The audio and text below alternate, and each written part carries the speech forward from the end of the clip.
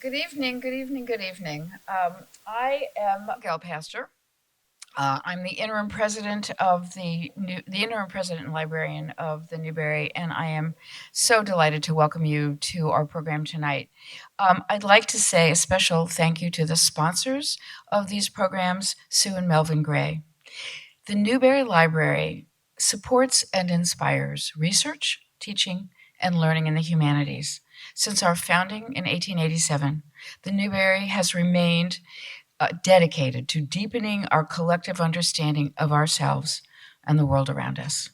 We connect researchers and visitors with our collection in the Newberry's reading rooms, exhibition galleries, program spaces, classrooms, and digital and online digital resources.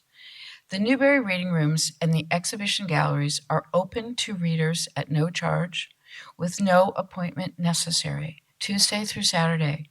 And I'd like to mention that our galleries will be open this evening until 7:30. If you'd like, please stop in and visit them. The two current exhibitions are Surviving the Long Wars, Residues and Rebellions, and Pop-Up Books Through the Ages.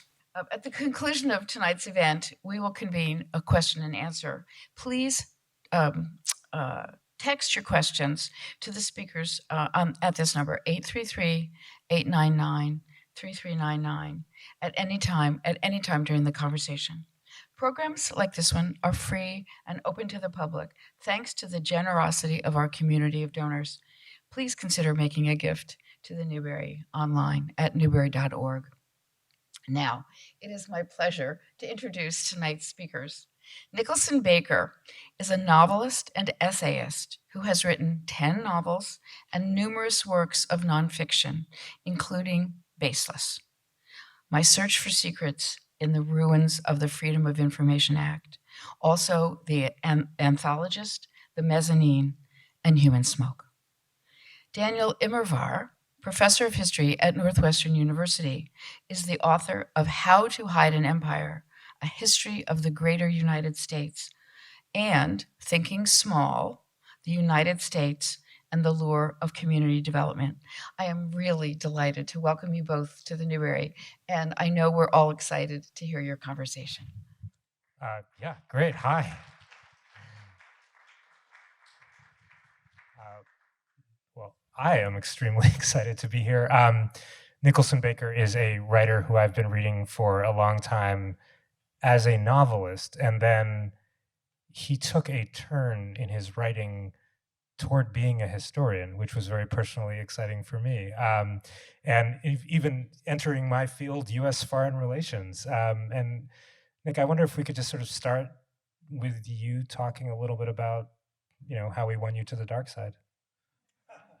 Well, how did I? First of all, I'm thrilled to be part of this beautiful place and this beautiful city, and I'm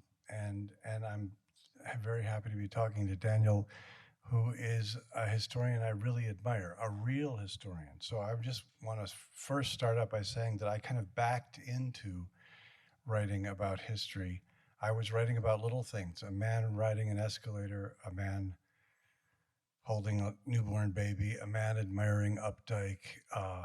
Then there were some bit racy books in there, but we won't think about that because.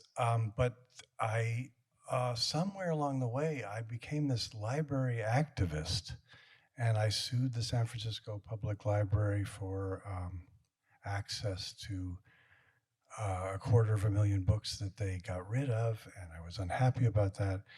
And somebody told me in San Francisco, who was a collector of comics, that I had totally missed the real problem in libraries, which was that microfilming policies had replaced many irreplaceable things. So I started writing a book called Double Fold that was about this history, this minor history moment in the 20th century, in which libraries got very excited about microfilm.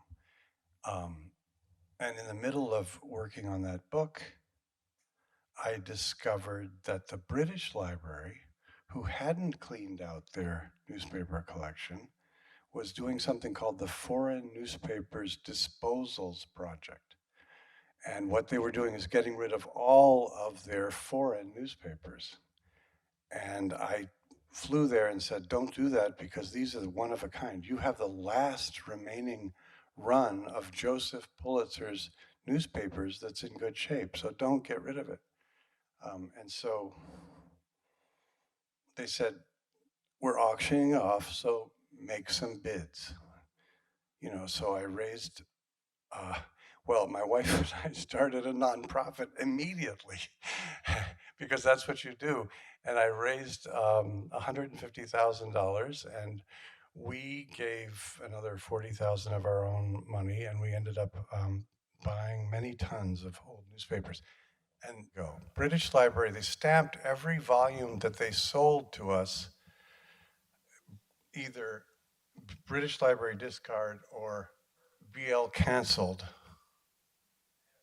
And go ahead, just start going. And the volumes are beautiful. This is the Chicago Tribune. Next, look, vellum corners, marbled boards, beautiful, because it's the British Empire. And the British Empire is going to have the best bound volumes. Keep going.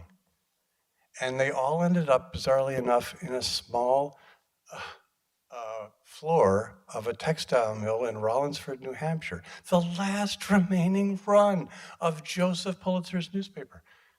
And this is the New York Times. The New York Times company doesn't own its own newspaper, but here it is. It's about the size of a locomotive, and it was in Rollinsford, New Hampshire. And were we librarians, my wife and I? No, we were not. But this is 1958 of the New York Times. Carry on. So students came and looked at them, and I looked at them, carry on. And let me show you what the New York World was like before Joseph Pulitzer. He bought it, it was 8 pages long, it was on very nice rag paper, which was expensive. Next slide. And he turned it into a totally different paper, printed on these, next slide, full color Hoe printing presses, H-O-E. And coming out of the basement of the Pulitzer building was something that had never existed before, that totally transformed the way the city understood itself. Next slide. And the British Library then would subscribe to the New York World, and it came there, and then they bound it in these volumes. Next slide. And as you can see, they trimmed the edges, which forced out the air, which slowed down the chemical reactions that made wood pulp newspaper get brittle. So they were very smart, the librarians of 1898, and they bound them for permanence because they wanted to keep track of the entire world. Next slide. And the cartoons are there. Next slide. And the cartoons are there, but the cartoons are there on microfilm. Next slide. Made in 1951 by the New York Public Library, which of course had a run of the New York World, but they replaced it with microfilm. So that was the story I was telling. Here's the happy dream of the accident lawyer running toward the trolleys. Next slide. Here is, next slide, Émile Zola listening to a joke. And I would open one of these volumes and think, where do I want to go today? I don't know, 1938, 1912, who knows? Next slide. Here is, next slide, New York City's skyscraper peril. Next slide. And then sometimes you want to get the children involved so they could actually dip their paint in the New York World's paint box and color in the line drawing. Or if it's Easter, next slide, they could moisten some of the New York World's newsprint and wrap it around an Easter egg and have an Easter egg pattern. Next slide. Fashions from Paris. Learn about fashions from Paris, but you don't get to just learn about them. Next slide. You get to make a fashion from Paris, because this thing folds out, and I did it only once because it's very, very fragile, but it opens out to this enormous dress pattern that's almost like some kind of, I don't know, military campaign or something. Next slide. And there was also politics. So the Statue of Liberty, which Pulitzer got erected, but on the right-hand side, next slide, is Teddy Roosevelt giving a stump speech, and his allies saying, "Cheese it, Ted, they're all leaking out," because all these local issues are coming out of Pandora's box behind him. Next slide. And here's what happened in the Spanish-American War, where Pulitzer and Hearst were competing. Next slide. This is the enemy. Next slide.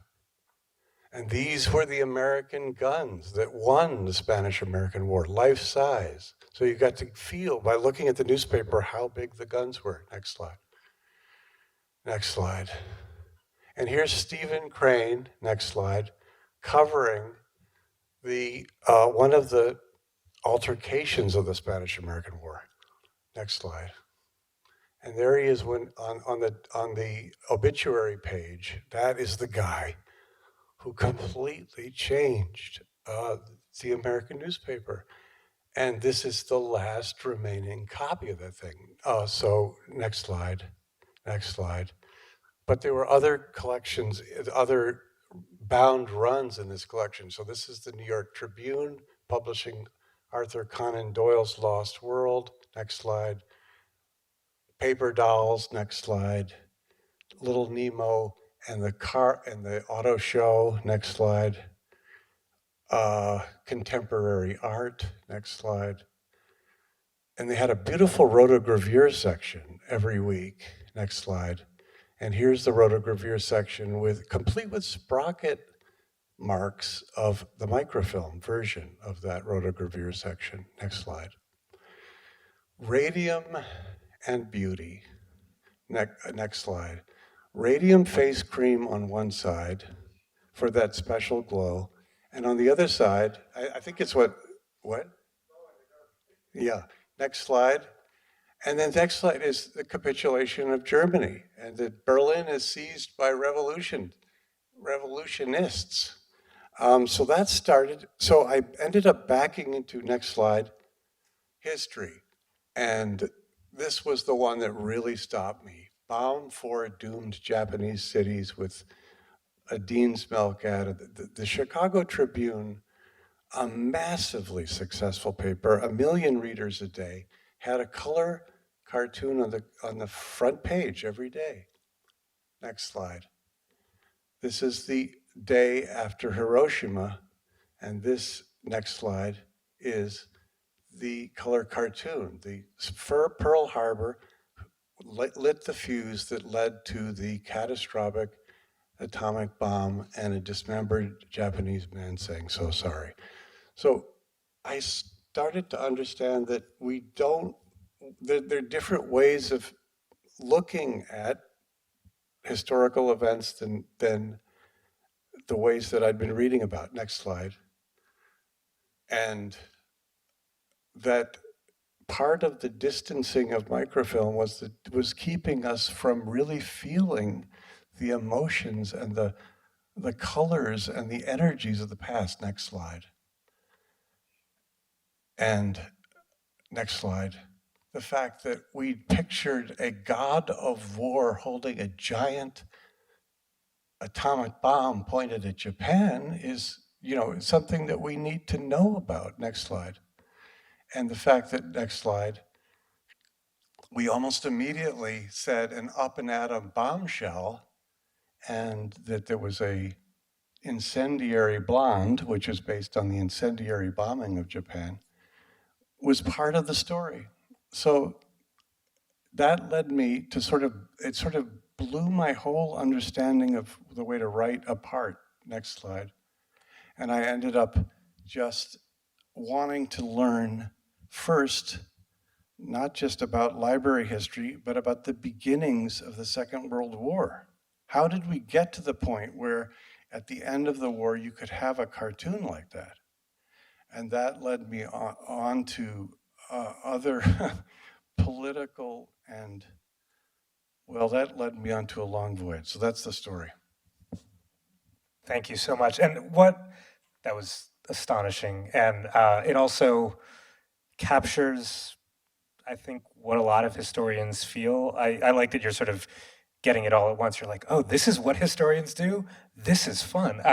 But what you said about the color of the past, like that's often an experience that we have is, our job is to tell a story and to splash around in various archives. And then we're often sort of entranced by what we see and the ability to touch the documents that, famous people have signed and that kind of thing. And one of the challenges that we face as writers, and one of the things that you do so well and admirably as a historical writer, is to convey that color, because often it gets lost, right? Often it's a private experience that we have as historians when we're kind of interfacing with the sources, and then we write a fairly dry research report, or we are sort of, go a little spittle-flecked with enthusiasm, but have a hard time explaining to our audience exactly why, and they sort of take away, they're like, this guy seems to care a little too much. So, I mean, for me, a big question is not just sort of the joys of the archive, but when you're there, how do you sort of bring it out, and how do you bring to an audience who hasn't, been in a position to lick the paper, that feeling that you have of really communing with, if not directly with the past, at least with its raw materials? That's such a good question and a problem. And I found that what really helped me was first sticking to, I guess, having this gigantic collection, and it was very heavy. The weight of the past, the fact that even though it's an enormous room or floor, really, full of newspaper volumes, at any moment you open and it's a day. So it sort of immediately atomizes the past into discrete moments. And of course, every newspaper is trying to engage the reader at all times. And so that idea that you could tell the story of a big thing by going small, that you could say, what are the beginnings of World War II? Well, let's take it day by day. Let's actually look at what happened on June 13th, 1941, and also let's accept the fact that there's not one story of the war. There's not one arc of there are thousands and thousands of stories, and some of them are in diaries, and some of them are in cabinet meeting minutes, and some of them are on the front pages of newspapers, and you have to just accept that all of that. What one thing I did do, because I was not a good enough historian to immerse myself in the entire archival history of the Second World War, which is limitless. For Human Smoke, I just kept to published sources that anyone could look up. Anyone who wanted to know where I'd gotten that little bit could go to the New York Herald Tribune or to some diary, Eddie Hillisom's diary or something, and find what I was quoting from. But it was the things that really added color were the voices, were the actual voices from diaries. I think were the most helpful, but also the voices of some of the better journalists, William Shirer, for instance, and somebody like Christopher Isherwood, who was a pacifist and was living in Haverford, Pennsylvania, teaching Jewish refugees English. His diaries are just so rich. And this is something I want to say that you do exceedingly well, and actually better than I do it, which is quoting. You have to know how to quote. And I will tell you the one thing that has helped me about quotes more than anything else is never use ... Never do that, because it kills the ability to take in the spokenness. You have to, if you're going to cut something, cut it by using a he said or something, but never use the ... which don't fit with our way of listening to speech. Long answer.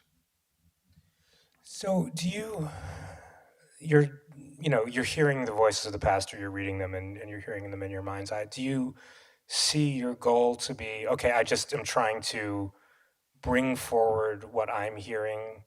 Look, you've written two books that do this very differently, and we might want to talk about them, but do you see it as your goal to just sort of, bring the experience that I have forward and to convey the voices or the strongest and most vivid voices? Or do you see a role differently? And I'll just maybe say a little bit about what I see as the difference. Uh, Nick has two books that one of them that is where you basically retreat, Human Smoke, where you retreat as a narrator, and we hear what happened, we hear other people speaking, and for someone who has um, who had been known for this virtuosic style, we see so little of it, right? It's just this is what happened, this is what they said, and then in Baseless, it's all about you. You're trying to get sources that will tell the story, but of course you're trying to wrench them from a government that doesn't want to yield up its secrets. So then we get a lot of you just thinking and reflecting and frankly being quite angry about the fact that you're denied this. And so then we hear you sort of and how you feel about it and how crushing it is to not be able to tell the story. Well, with Human Smoke is essentially the story of the beginnings, how we got to the beginnings moment of Pearl Harbor, and then it stops on January 1st or December 31st, 1941. So it's just how did we get to that point where the war was well and truly in motion and the United States was involved? That is a huge thing, and I think I talked about this with my wife a lot.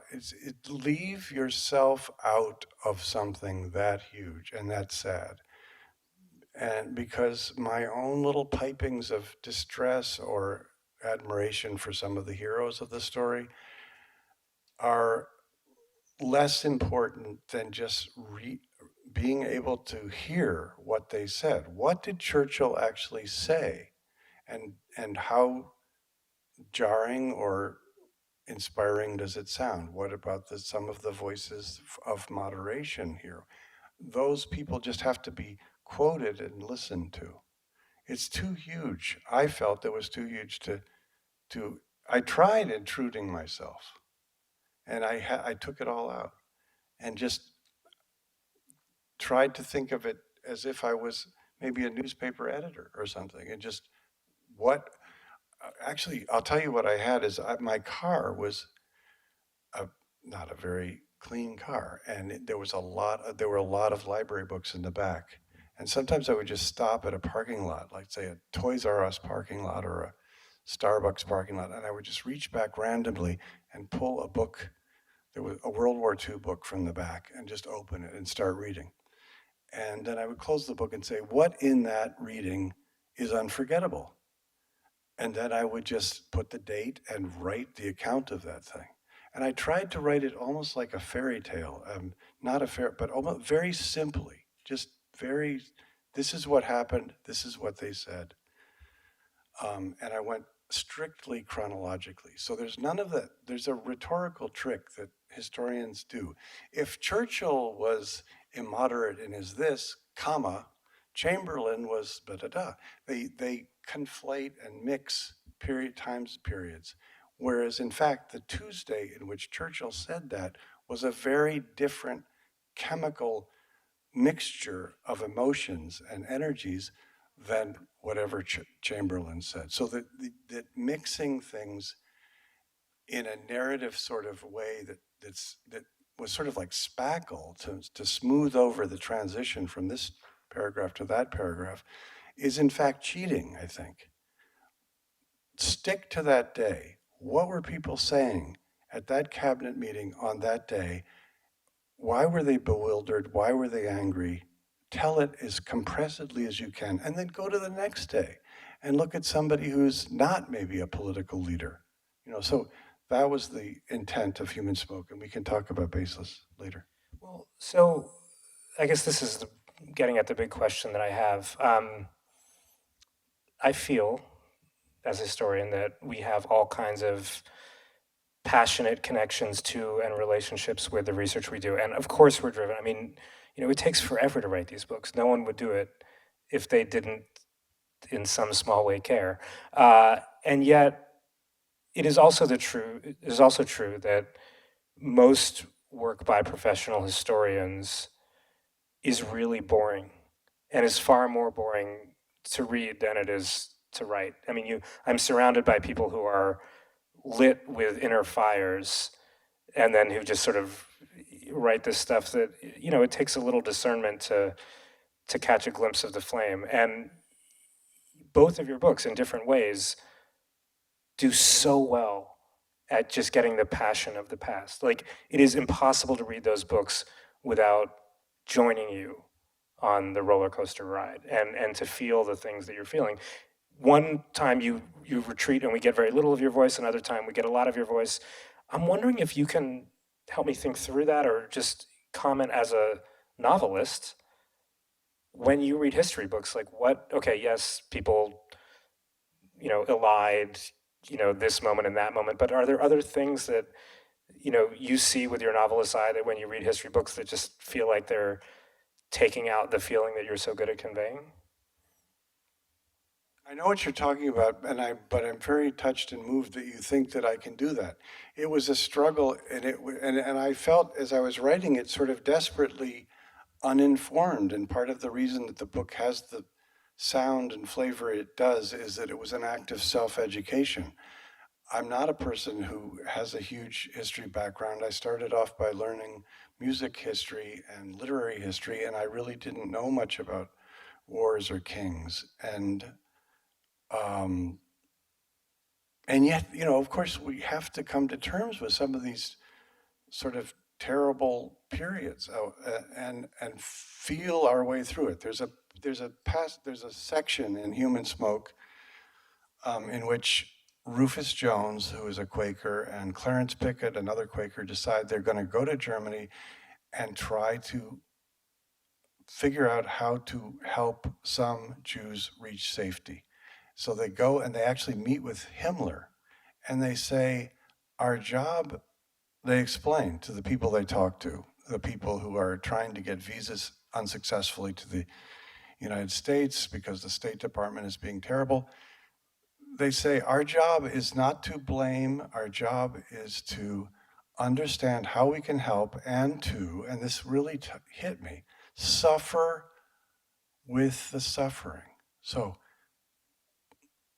maybe if you're talking about a really sad stretch of years, like the beginning of the 1939 through 1945, very horrible set of years, that one of the jobs of a historian is to suffer through what actually happened and to help a reader suffer through it, suffer with suffering, and ask who was mindful of who was in trouble, and who was actually keeping their eye on the ball of how to help those people get to safety. I guess the point is, you've got to, as a historian, be somewhat caught up and almost amazed, outraged, sometimes full of loving admiration at people. You have to have emotion in order to feel it. And I think I go too far, but that was what I lived through. And I was under contract with Knopf at the time. And I had a lovely editor named Marty Asher who'd published a bunch of my books. And I sent in this book, Human Smoke, and he said, wow, I like the immediacy of it. And then he said, he had a few little suggestions, and he sent it back to me. And I rewrote it, and it sort of doubled in size, and I sent it in again. And he said, wow. And then he showed it to the other editors at Knopf, and they said, we're not going to publish it. And not only that, we want the money back. It was too much. It was too much for them to have the implication of the book.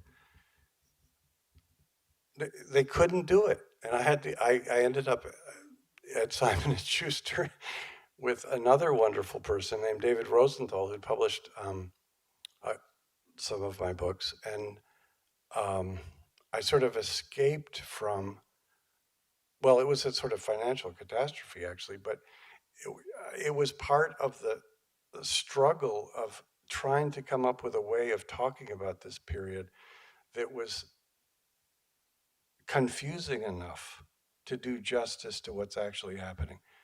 I would like people to read Human Smoke, and even if they do not agree at all with my belief that the pacifists were right at every moment, that a negotiated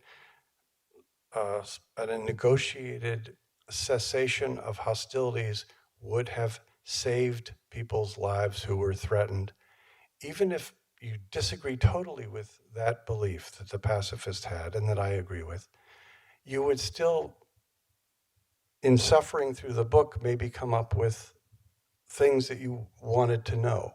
You know, that the book, because takes me out of it, has enough there that other people who don't agree with it, although the book did make a lot of people really angry, not just at Knopf, but in the paper and stuff. I want to talk about suffering. So here is a read on your career.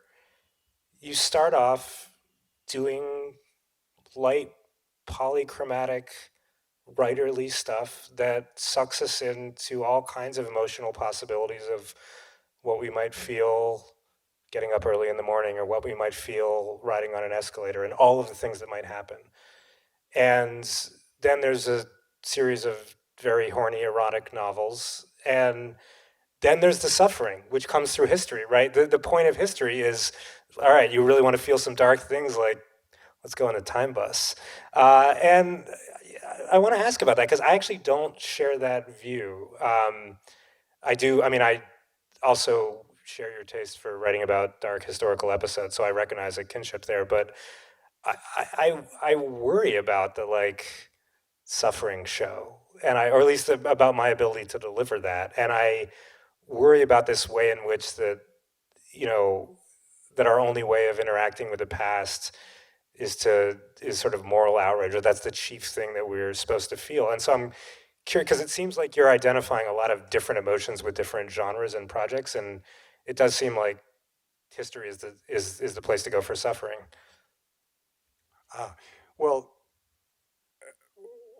I was on Wall Street. For some reason, I was riding an escalator every day, and that's what I knew about American business. And I thought there hadn't been a novel about American office life, so I wrote The Mezzanine, about a guy, and basically it takes place on an escalator ride, starting at the bottom, going up to the top. It's a travel book. It's a novel, something, but it was an attempt to go thorough, to write about something small by going really, really small. But there are, I mean, life is a layer cake of all sorts of different, somewhat incompatible feelings. And I guess it was somewhere around, well, I guess that history, no, I, I think that what you want to do with history, that if you only write about the horrible things, and by the way, everybody should read Daniel Immerwahr's book. It's totally fascinating, and it's about sad things, but not wholly so. And it does this thing I'm talking about. To write about a big thing, you have to go small. He's actually hopping from island to island in talking about the American empire, and yet gradually, cumulatively, accretionally, you get a sense of this whole way of understanding the history of the United States that you didn't understand before. But what I like to do is identify heroes or people to admire, so that in addition to writing about terrible things, death and suffering, interventions by governments that shouldn't be intervening, you also present people who said, that doesn't make any sense, or let's not do that. You rescue people to admire. That I think is if you just write about the painful stuff, and especially if you write about it in a tone of indignation, it's exhausting. And nobody I don't think wants to hear over and over again that their own country has been the source of a lot of horrible things in the world. It's just depressing. And yet there's some truth to it, so what do you do? So you have to come up with these brilliant, hardworking people who at some cost to themselves were pushing in the other direction, and then say, look, these are some people to admire. But it's a struggle, and this is what I tussled with much more so in Baseless, actually, where I was writing about biological weaponeering by the United States, in which they were in the 40s, during World War II and afterwards, were trying to perfect ways to make large numbers of animals, wheat crops, and human beings sick in order to win massive wars. Well, that's not a good way to proceed. Is it? No. Is it a good idea to breed diseases, as they mention in one document, in order to be resistant to antibiotics? Probably not. Is it a good idea to take a disease that's slightly infectious and make it much more infectious? No. So all of that is really distressing, and yet it has to be put on paper and looked at and understood as part of the history of science in the United States. One of the things that's really powerful to me about that book is you take us there. And so it's very hard to get a clearly laid out evidentiary case that the United States used biological weapons in the Korean War. It is absolutely clear that they developed weapons, talked about using them, had plans to use them, had capacity to use them, at least in some ways. And this book just describes not only the psychotic nature of those plans, but also everything that the United States government has done to make it impossible for us to really clearly say that the Korean War was a biological war. And when we're getting into all of the plans that are being hatched and all the people at the US military who are like, yeah, could we make that disease worse? Please, like, can you work on that? And so you just realize you're just like in this world where people's job is to figure out how to bring disease and death more efficiently. And you're in this sort of military mindset where, there's some tactical arguments. Is this really going to work? Should we just use napalm instead? And then in Baseless, you just pull out of all of that and you say, that's what it sounds like in that room with a bunch of people who are all basically bought into the project of we're in the business of efficiently killing people. Like, that's what we're doing here. And then you reflect on what that sounds like to you and what that would sound like to a normal person living in the country at the time.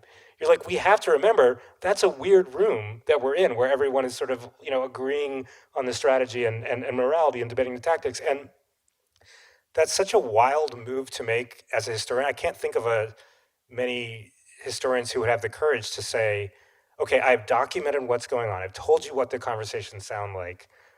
And now I just want to pull back and remind you that this is totally bizarre. And that most people think about their loved ones and their pets and their hobbies, not about nuking China. And I like really want to vividly put you in the subject position of a normal person so that you can see how abnormal that's been.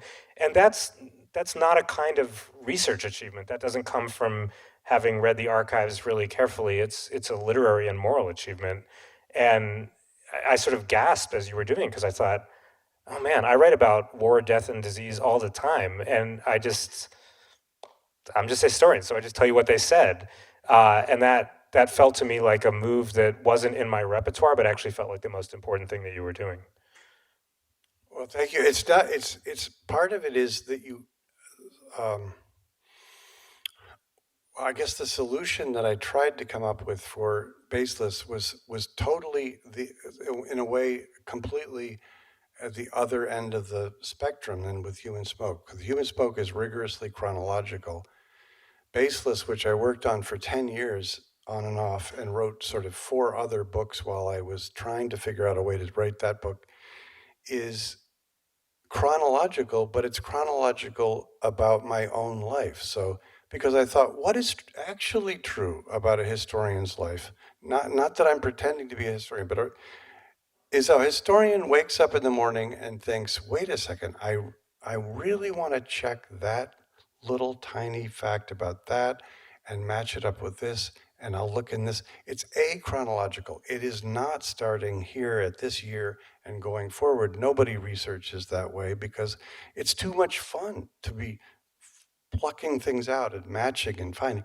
So you don't, I mean, I could be wrong about that. Is that true? You don't start at one moment and then research your way forward. No, it's just rabbit holes. Yeah, The whole thing rabbit is holes. Rabbit holes. That is it. And the joy of the rabbit hole, or the or rappelling into the volcano, if it's that kind of thing, or in any way, taking a spaceship into the lost world, whatever it is, it's a feeling of going into one period, and then the next morning, it might be a totally different period. So, in Baseless, it's impossibly confusing, I guess, but I'm hoping not, because it's about me living my life with my wife and these 2 rescue dogs that we just got. It just happened that I started writing the book at the same time we got these 2 dogs, and they were very lovable, but they had to sleep in our bed, and it was hard to sleep with them, and it was just a mess. And so I was dealing with sleeplessness, but also with 10 years of notes. And so some days I'm thinking about Cuba, some days I'm thinking about Guatemala, and some days I'm back in the Korean War, and some days maybe I'm just looking out at the river, because I think that that's truer of an actual the way people actually think about history, or about life in general, about the big events that we're not part of. And so that was the solution I came up with. Just write it. When you wake up in the morning, are you thinking about Cuba, or are you thinking about the dogs, or are you both? Are you thinking about the fact that you have to go to the Library of Congress again and do some research? I went to the National Archives, and I just wrote about the research quest itself. I love the rusty staples in the National Archives. And it used to be that you had to make photocopies, and you had to have a staple remover and pull out the very rusty staple that the Air Force had put through those carbon copies in 1942. You pulled out that rusty staple. Now you don't even have to do that. You just flip it, take a picture, flip it, and read it at home, and it's beautiful. I mean, the whole archival part of it is the part I like best, it turns out. But I wanted to write about that feeling. You know, I'm sitting in the airport going to the National Archives, reading about this experiment in which the Air Force and the CIA fogged the city of San Francisco with a simulant bioweapon. And as I'm reading, and actually killed someone that way. And actually killed someone because it has some people are sensitive. But anyway, I'm reading the book, and suddenly I inhaled a bit of this kale or quinoa or something. And so I put that in the book because, you know, when you're reading, it's a fascinating book about this experiment that I'm reading, but I'm also having to eat. You know, you have to have the full texture of life somehow, or try to have the full texture of life. That was what made it, I think, bearable for the poor reader who otherwise would have been paraded through just a Congress and a sort of hallway of horrors of American bioweapons research, some of which, you know, has maybe gotten us into the pickle that we're in now. Yeah, no, that's exactly right. And so you're reading it, and, you know, on the one hand, you're really getting into the bioweapons, and you're like, oh my God, that's really serious. And then we get the Rusty Staples and the quinoa and the dogs, and you're like, oh, okay. And Life goes on. it works, but it really works, right? Because somehow that actually makes it possible for you to hear the bioweapon stuff with a kind of dog owner quinoa eating sensibility, and that's the correct sensibility because you're like, oh my god, they're doing this. Like, right, that is a completely insane thing to do, and the insanity only really comes into relief because we get you sort of trundling around the archives and taking, you know, rest breaks and walks and that kind of thing. Well, the other thing is that American medical research at that time was consuming. They actually had teams of people going out picking up stray dogs and cats. They went through thousands of monkeys. There's a list of all the experimental animals that were sacrificed during World War II, and it's a real shortage. It was horrible. And I'm just I'm an animal person. So the ability to put my hand on my dog's head was, I don't know, it was just very therapeutic. It was very much reminding me that animals are actually wonderful creatures that shouldn't, I mean, recently there was a paper published on an experiment done, an NIH funded, I think it was DARPA funded experiment in which they inoculated monkeys, captive monkeys, with Ebola by dropping bits of infected Ebola into their eyeballs. And it's just, you know, you just think, why are we doing that? We need to stop and ask if that, just the notion that this country is funding that kind of thing is itself brutalizing. And it has to stop, and because it leads nowhere good except more laboratory abuses. So that's where I have to calm down and think, just, you know, talk to your dog. Just have a conversation with your wife. Just go for a walk by the river, you know, and realize that life is actually incredibly beautiful. It's just that there's little pockets of insanity, mostly in Washington, that we have to, you know, keep our eye on. Gail, I'm wondering if this is the moment for you to take over, and we'll take some questions. Yeah. What role should nationalism play in writing history? And I think particularly for your book, Daniel, hiding and how to hide an empire, I would be interested in your answer. Yeah, I'd love to talk about that. I write history. I write U.S. history. I write it in the United States. I also teach U.S. history in the United States and U.S. foreign relations. I teach at Northwestern. And there's a bizarre way in which, especially when I teach a U.S. foreign relations class, many of my students, or my students who are from the United States, have a really hard time getting any analytical distance on the topic. They think, this is a class about whether America is good or bad. And by extension, this is a class about whether I am good or bad, or I should feel good about myself or bad about myself. It is a story about us. And they use revealing, I mean, we talk a lot about pronoun choices.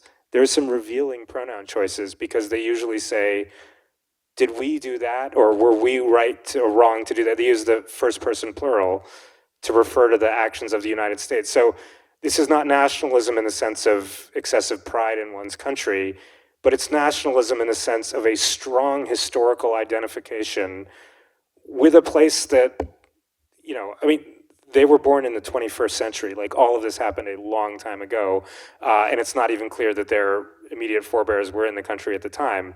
But they do this move, and, you know, part of me, I talk to them about my preferred pronouns. The United States is not a we, it's a country, and let's try to talk about it that way. So part of what I try to do is get some distance and sort of invite them into the ability to see the United States analytically and therefore from the outside, which of course is profoundly important for the moral reasoning that comes with this, which is the ability to see the United States not just as your country, but as a actor in the world that has received influences and has done things, and has some of those things, including bombings. But I still struggle with that because I get that there's some juice there to that question. My God, what have we done? Or are we good? Are we bad? I understand that that's important, and that's an important thing to play with. But I am also continually struck by how strongly and uncritically felt, and that is. So it's something I find myself trying to flip. And the big thing I was doing in my book, How to Hide an Empire, was to flip people's sense of who is properly belonging to the United States, because it's a book that tries to argue that if you think the United States is just this contiguous blob, actually, empirically, that is wildly false, that the United States extends to Puerto Rico and Philippines before, and all these military bases. So it tried to deal with the question of sort of who is the we, and should a reader think of themselves as a we? Yeah, I tried to. I think it's okay to feel a little nationalistic joy in one's own country, and that has to be preserved because it's just unavoidable. I mean, we live here in this insanely amazing place with all sorts of, beautiful lights on buildings and people, fascinating looking people, and part of my earlier approach was to just bracket off anything bad and just talk about the glints and the shine and the kind of pure sensory excitement of being alive. So how do you do that if you're going to talk about the bad things? One thing is to say, well, what is it that we're proud of in America? We're probably at this point not so proud of having weaponized Q fever or come up with special varieties of anthrax that kill respiratorily more efficiently, which were things that lots of money were spent on way, way long ago. We're a funny country. We are, I mean, there's actually the 30s screwball comedies are funny. and also, music, maybe the New Yorker from 1955. I mean, there's a lot of really beautiful stuff and H.H. Richardson buildings, the Studebaker. I mean, there's just American painting. There's a hell of a lot of good American painting. So there's a lot to be nationalistic about. And you just have to filter out and say, well, there's this other stuff that we also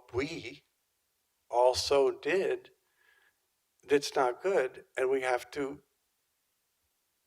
acknowledge that it was a mistake, just like we acknowledge that slavery is part of our history, and the displacement, which you so beautifully write about, of Indian nations and the thousands of military bases and all that stuff that comes crowding in until you can't sleep. But then think, yeah, but Corin, those New Yorker cartoons by any number of great New Yorker cartoons, they're damn good, and the movies are good. And we should be proud of some of that stuff. And we've made some really funny TV ads. I mean, over the years, I would say that's one of our great contributions to world civilization, is some of the humor in the TV ads is really good. So let's be proud of that. So I think we have time for one more question, and there are a couple of questions that came in about sources and using sources. And one of them cites Gar Alperovitz, who also struggles, as you did in Baseless, with incomplete, redacted, misconstrued sources of information about the decision to use atomic bombs rather than seek an alternative to the end of the war in the Pacific. So the question is, will we ever get the complete and compelling narrative of that momentous decision regarding the atomic bombings of Japan. So, either one of you. Yeah, I mean, so let's just say the quiet part that we've been dancing around, or the unmentioned part out loud, is that the United States government has an obligation to provide a record of what it's done to its citizens, and it doesn't do that. And when areas are sensitive, it just like fails to turn over the records, and you can send in Freedom of Information Act requests, and they don't come back, or they come back, as Nick says in his book Baseless, slathered in a devil's checkerboard of redactions. And you kind of get it. So to take the example from Baseless, did the United States use release diseases on purpose into Korea during the Korean War? I can fully understand why the agencies that did that, if they did, kind of seems like they did, having done it, would then think, well, this is going to be terrible for PR. Like, what if it comes out that we did this? Like, is this going to be good for US Korean relations? No, it will be absolutely terrible. So I understand that impulse, and I think that impulse, I predict, will continue to be the dominating impulse. I don't see a move to sort of shake many more secrets free from the secrets tree for stuff that's happened decades. My guess is we've kind of got what we're going to get.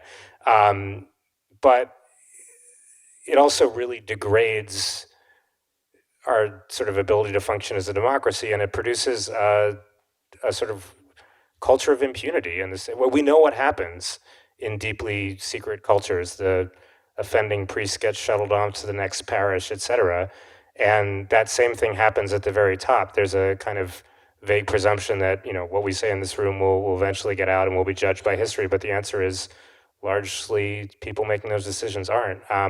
My guess is that we've kind of reached an impasse with secrecy. We, you know, get some of them, not all of them, and I don't see that changing anytime soon. Last word, Nick. Well, that's true, and there are many secrets still about World War II that shouldn't be secrets anymore. But if you are asking about the decision to use the atomic bomb, Harry Truman published his diary, and it's right there. He says he met with Churchill. He was met with Churchill, and Churchill told him that the Japanese government was trying to present peace terms. And he also had heard that day that Manhattan, that is the Manhattan Project, was a success. And he went over with Churchill the reply to the Japanese query that some sort of peace could be found. Because after all, by that time, 50 Japanese cities were in flames, or were charred. So he said, and he then did go ahead with the atomic bomb. So it's in some ways in plain sight. The decision to use the atomic bomb was Truman's, and it was totally unnecessary because the Japanese were already saying, we would like to surrender. And it's in his own diary. So you have the need for secret documents, but you also have to need to look to the record that's actually out there and say, it's there in plain sight. Thank you. Please join me in thanking our speakers for this really amazing conversation. Thank you.